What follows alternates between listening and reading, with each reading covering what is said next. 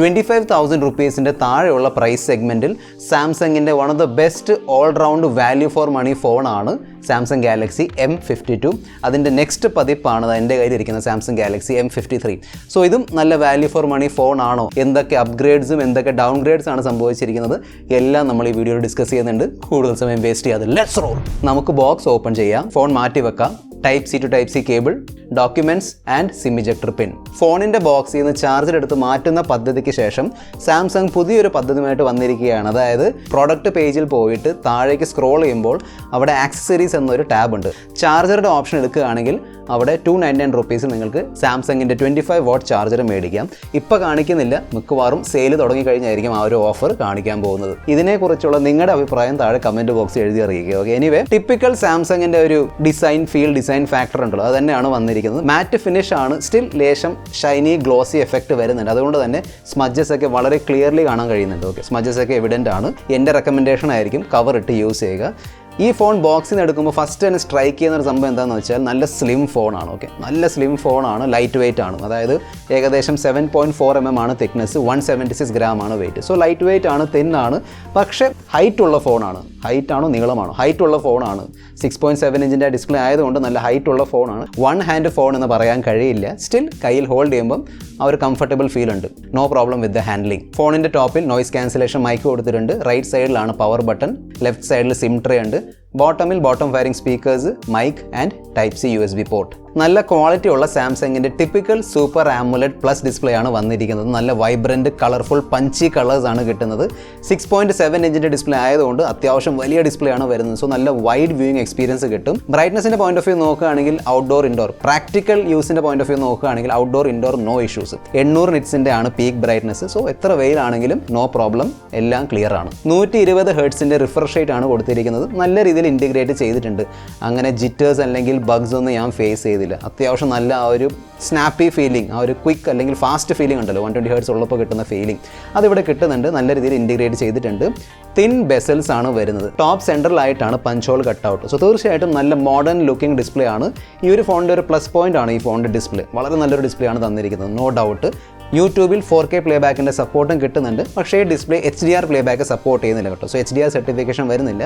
So യൂട്യൂബിലും നെറ്റ്ഫ്ലിക്സിലും HDR videos നിങ്ങൾക്ക് കാണാൻ കഴിയില്ല. കാണാൻ കഴിയും, പക്ഷേ ആ ഒരു HDR എഫക്റ്റ് കിട്ടത്തില്ല. അതേ സമയത്ത് വൈഡ് വൈൻ L1 സർട്ടിഫിക്കേഷൻ ഉള്ളതുകൊണ്ട് OTT പ്ലാറ്റ്ഫോംസിൽ 1080p full HD resolution videos നിങ്ങൾക്ക് പ്ലേ ചെയ്യാൻ കഴിയും. നല്ല ക്വാളിറ്റി ഉള്ള സ്പീക്കേഴ്സ് ആണ്. ഓഡിയോ ഔട്ട്പുട്ടിൻ്റെ പോയിന്റ് ഓഫ് വ്യൂ ഇഷ്യൂ ഒന്നുമില്ല. പക്ഷേ ഞാൻ വിചാരിച്ചു ഇത്തവണ എങ്കിലും, കാരണം കോമ്പറ്റീറ്റേഴ്സൊക്കെ ഡ്യുവൽ സീരീസ് സ്പീക്കർ സെറ്റപ്പ് തരുന്നുണ്ട്, ഞാൻ വിചാരിച്ചു ഇത്തവണ ഡ്യുവൽ സീരീസ് സ്പീക്കേഴ്സ് വരുമെന്ന്. പക്ഷേ ഇത്തവണ വീണ്ടും മോണോ ബോട്ടം ഫയറിംഗ് സ്പീക്കേഴ്സ് ആണ് വന്നിരിക്കുന്നത്. ഒരു ആമുലറ്റ് ഡിസ്പ്ലേ ഉണ്ടായിട്ടും ആ ഒരു സൈഡ് മൗണ്ട് ഫിംഗർ പ്രിന്റ് സ്കാനറാണ് കൊടുത്തിരിക്കുന്നത്. നല്ല രീതിയിൽ വർക്ക് ചെയ്യുന്നുണ്ട്. No problem with the fingerprint scanner. Face അൺലോക്കിൻ്റെ ഫീച്ചറും നല്ല സ്മൂത്ത് ആയിട്ട് തന്നെ വർക്ക് ചെയ്യുന്നുണ്ട്, നോ പ്രോബ്ലം.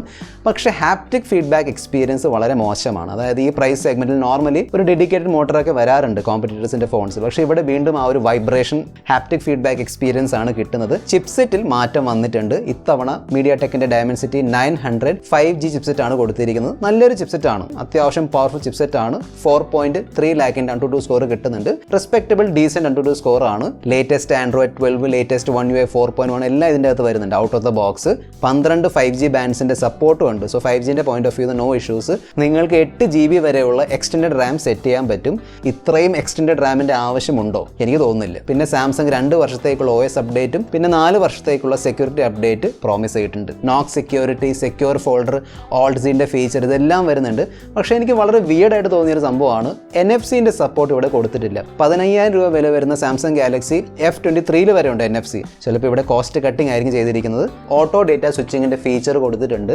എന്ന് പറഞ്ഞാൽ നിങ്ങൾ നിങ്ങളുടെ പ്രൈമറി സിമ്മിൻ്റെ നെറ്റിലൂടെയാണ് വീഡിയോ കോൾ ചെയ്യുന്നതെങ്കിൽ ആ സിമ്മിൻ്റെ നെറ്റ്വർക്ക് പോവുകയാണെങ്കിൽ അല്ലെങ്കിൽ ഡേറ്റ കണക്ഷൻ പോവുകയാണെങ്കിൽ ഓട്ടോമാറ്റിക്കലി നിങ്ങളുടെ ഫോൺ ആ ഒരു ഫോൺ കോൾ സെക്കൻഡറി സിമ്മിൻ്റെ ഡേറ്റയിലേക്ക് ട്രാൻസ്ഫർ ചെയ്യും. പിന്നെ ഒരു ഇൻ്റലിജൻറ്റ് വോയിസ് ഫോക്കസ് ഫീച്ചർ കൊടുത്തിട്ടുണ്ട്. എന്ന് പറഞ്ഞാൽ കുറച്ചും കൂടി അപ്ഗ്രേഡഡ് നോയ്സ് ക്യാൻസലേഷൻ ആണ്. അതായത് നിങ്ങൾ ഫോണിൽ സംസാരിക്കുമ്പോൾ ചുറ്റും ഭയങ്കര നോയ്സും ട്രാഫിക്കൊക്കെ ആണെങ്കിൽ അതെല്ലാം മ്യൂട്ട് ചെയ്ത് നിങ്ങളുടെ വോയിസിൽ കോൺസെൻട്രേഷൻ കൊടുക്കും. ബ്ലോട്ട്വെയർസിൻ്റെ എണ്ണത്തിൽ കുറവൊന്നും വന്നിട്ടില്ല. അത്യാവശ്യം 8-10 ബ്ലോട്ട്വെയർസ് ഒക്കെ വരുന്നുണ്ട്.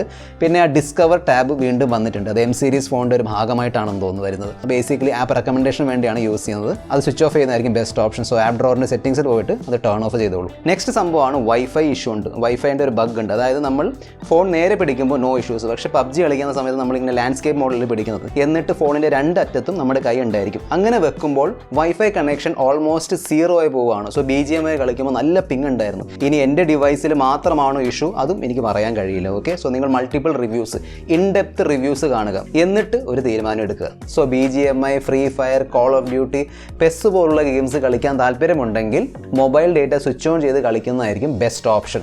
ഞാൻ BGMI അങ്ങനെ കളിച്ച് നോക്കിയിരുന്നു. സ്മൂത്ത് എക്സ്ട്രീം, അതായത് smooth and 60 FPS option unlocked ആണ്. കാരണം Dimensity 900 അത് സപ്പോർട്ട് ചെയ്യുന്നുണ്ട്. ഡീസൻറ്റ് ഗെയിം പ്ലേ പെർഫോമൻസ് കിട്ടുന്നുണ്ട്. ഞാൻ പ്യുവർ ഗെയിമേഴ്സിന് ഈ ഒരു ഫോൺ റെക്കമെൻഡ് ചെയ്യില്ല. പക്ഷേ ഇടയ്ക്കൊക്കെ കയറി കളിക്കാൻ താല്പര്യമുണ്ടെങ്കിൽ കളിക്കാം, നോ പ്രോബ്ലം. ഹെവി ഗെയിംസും കളിക്കാൻ പറ്റുന്നുണ്ട്, അങ്ങനെ വലിയ ഇഷ്യൂ ഒന്നുമില്ല. പക്ഷേ not for pure gamers. Vapour chamber കൂളിങ്ങിൻ്റെ ഒരു ഫീച്ചറും കൊടുത്തിട്ടുണ്ട്. ഹൈബ്രിഡ് സിം സ്ലോട്ട് ആണ് കൊടുത്തിരിക്കുന്നത്. സോ നിങ്ങൾക്ക് ഒന്നെങ്കിൽ 2 സിം അല്ലെങ്കിൽ ഒരു സിമ്മും ഒരു മൈക്രോ SD കാർഡും ഒരുമിച്ച് യൂസ് ചെയ്യാൻ കഴിയും. 108 മെഗാ പിക്സലിൻ്റെ ക്യാമറയാണ് ഇത്തവണ കൊടുത്തിരിക്കുന്നത്, മെയിൻ ക്യാമറ.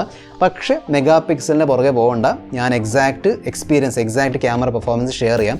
നോർമലി സാംസങ് ഫോൺസിൽ കിട്ടുന്ന ഹ്യൂമൻ സബ്ജക്റ്റിൻ്റെ സ്കിൻ ടോൺ, നമ്മുടെ ഫേസിലുള്ള സ്കിൻ ടോണൊക്കെ പക്കയായിരിക്കും. പക്ഷേ ഇവിടെ ചെറിയ രീതിയിലുള്ള കളർ അങ്ങോട്ടും ഇങ്ങോട്ടും മാറിയ ഒരു സംഭവമാണ് ഈ കിട്ടിയത്. ഫോർ എക്സാമ്പിൾ ഈ ഫോട്ടോയിൽ കണ്ടില്ലേ, ആ ഡാർക്ക് ഏരിയയിലൊക്കെ നല്ല റെഡിഷ് ടോൺ കയറി വരുന്നുണ്ട്. അതായത് ഷാഡോസിൽ റെഡിഷ് ടോൺ കയറി വരുന്നുണ്ട്. ഈവൻ സ്കിൻ ടോണും ലേശം സാച്ചുറേറ്റഡ് ആൻഡ് ലേശം ഡാർക്കാണ്. സോ അവിടെ എനിക്ക് തോന്നുന്നത് സാംസങ്ങിന് പാളിയിട്ടുണ്ട്. സെൻസറിൻ്റെ പ്രശ്നമാണോ അതോ ചിപ്സെറ്റിൻ്റെ ആണോ, ഐ ഡോണ്ട് നോ. പക്ഷേ ആ ഒരു സാംസങ്ങിൻ്റെ ഒരു എടുപ്പുണ്ടല്ലോ, ആ എടുപ്പ് കിട്ടുന്നില്ല. ഈവൻ നോർമൽ ഫോട്ടോസിലും കളേഴ്സൊക്കെ ഓക്കെ ആണ്, മറ്റ് ബ്രാൻഡുമായിട്ട് കമ്പയർ ചെയ്യുമ്പോൾ ഇറ്റ്സ് ഓക്കെ. പക്ഷേ സാംസങ്ങിൻ്റെ ഒരു എടുപ്പുണ്ടല്ലോ, ഫോട്ടോസ് കാണുമ്പോൾ ആ ഒരു നല്ല ക്ലാരിറ്റി ഒക്കെ കാണും. ഇതിൽ എനിക്കത് മിസ്സിംഗ് ആയിട്ട് തോന്നി. ഓക്കെ പെർഫോമൻസ് എന്ന് പറയാൻ പറ്റുള്ളൂ. അൾട്രാവൈഡ് ഫോട്ടോസ് നല്ലതാണ്. ആക്ച്വലി ഈ പ്രൈസ് സെഗ്മെൻറ്റിൽ പല അൾട്രാവൈഡ് ഫോട്ടോസിൽ ആ ഒരു മങ്ങിയ എഫക്റ്റ് ഒക്കെ വരാറുണ്ട്. ഇവിടെ അങ്ങനെയൊന്നുമില്ല. ആ ഒരു മെയിൻ ക്യാമറയുടെ കളേഴ്സ് ഒക്കെ റീറ്റെയിൻ ചെയ്യാൻ പറ്റുന്നുണ്ട്. ലേശം സോഫ്റ്റ് ആണ്, 8 മെഗാ പിക്സൽ ആയതുകൊണ്ട് സ്റ്റിൽ നല്ല usable good quality ultrawide photos ആണ് കിട്ടുന്നത്.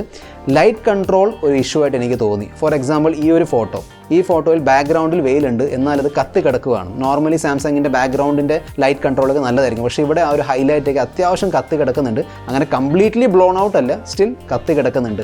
ഈവൻ വീഡിയോയിലും ഇത് വന്നിട്ടുണ്ടായിരുന്നു, ഞാൻ അത് കാണിച്ചു തരാം. സോ ഈ ഒരു വീഡിയോ സാമ്പിളിൽ എൻ്റെ ഫേസിൽ നല്ല ലൈറ്റൊക്കെ അടിക്കുന്നുണ്ട്, ബാക്ക്ഗ്രൗണ്ട് നല്ല ലൈറ്റ് ഉണ്ട്, പക്ഷേ ലേശം കത്തി കിടക്കുകയാണ്.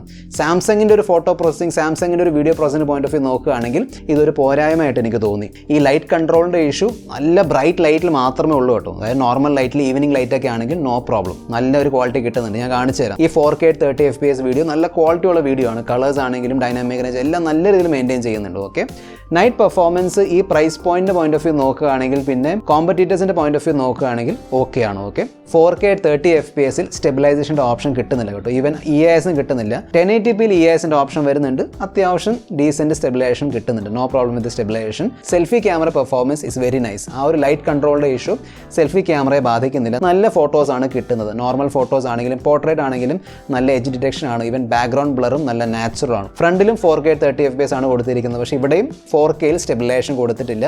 സ്റ്റെബിലൈസേഷൻ വേണമെങ്കിൽ 1080p 30 FPS യൂസ് ചെയ്യേണ്ടി വരും. പിന്നെ നിങ്ങളുടെ ഫോട്ടോസിൽ നിന്ന് അനാവശ്യമായ ഓബ്ജക്ട്സ് ഡിലീറ്റ് ചെയ്യാൻ വേണ്ടി ഓബ്ജക്ട് ഇറേസറിൻ്റെ ഫീച്ചർ കൊടുത്തിട്ടുണ്ട്.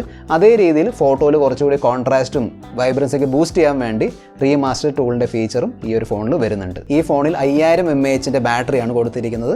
25 വാട്ടിൻ്റെ ചാർജിങ് സപ്പോർട്ട് കിട്ടുന്നുണ്ട്. ക്യാരിയർ അഗ്രിഗേഷൻ സപ്പോർട്ട് ചെയ്യുന്നുണ്ട്. LTE+ എന്ന് കാണിക്കുന്നുണ്ട്. And SAR value is also okay.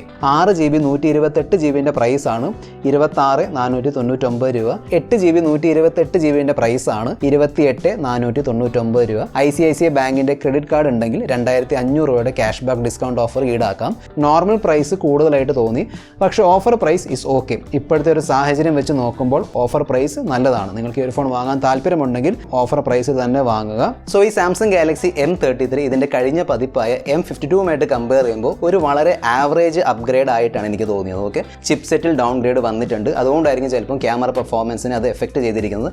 അല്ലെങ്കിൽ സാംസങ്ങിൻ്റെ ഒരു ഓപ്റ്റിമൈസേഷൻ്റെ കുറവായിരിക്കും. ഐ ഡോണ്ട് നോ എന്താണ് റീസൺ. പക്ഷേ എന്തായാലും ചിപ്സെറ്റിൽ ഡൗൺഗ്രേഡ് വന്നിട്ടുണ്ട്. അതേ രീതിയിൽ ക്യാമറ പെർഫോമൻസിലും ലേശം ഡൗൺഗ്രേഡ് വന്നിട്ടുണ്ട്. പിന്നെ വൈഫൈൻ്റെ ആ ഒരു ബഗ് ഉണ്ട്, ബോക്സിൽ ചാർജറും കിട്ടുന്നില്ല. ഏറ്റവും വലിയ ചോദ്യമാണ്, ഇത് വാങ്ങണോ അതോ സാംസങ് ഗാലക്സി M52 5G വാങ്ങണോ? ഇതേ ചോദ്യം സാംസങ്ങിനോട് ചോദിച്ചപ്പോൾ സാംസങ് പറഞ്ഞൊരു കാര്യമാണ്, ഫോൺ വാങ്ങാൻ നോക്കുന്നവർക്കായി ഒരു ഓപ്ഷൻ, അതായത് കൂടുതൽ ഓപ്ഷൻസ്. സോ M52 എന്തായാലും ഉണ്ട്, ഇതും ഒരു ഓപ്ഷനാണ്. ഏത് ഓപ്ഷൻ വേണമെന്ന് യൂസറിന് സെലക്ട് ചെയ്യാം. സോ എനിക്ക് ആ ഒരു ഓപ്ഷൻ കിട്ടുകയാണെങ്കിൽ ഞാൻ തീർച്ചയായിട്ടും M52 സെലക്ട് ചെയ്യും. ഓക്കെ, ബാക്കി നിങ്ങളുടെ അഭിപ്രായം കൂടെ താഴെ കമൻറ്റ് ബോക്സ് എഴുതി അറിയിക്കുക. This is your friend mister perfect tech signing off. Good bye.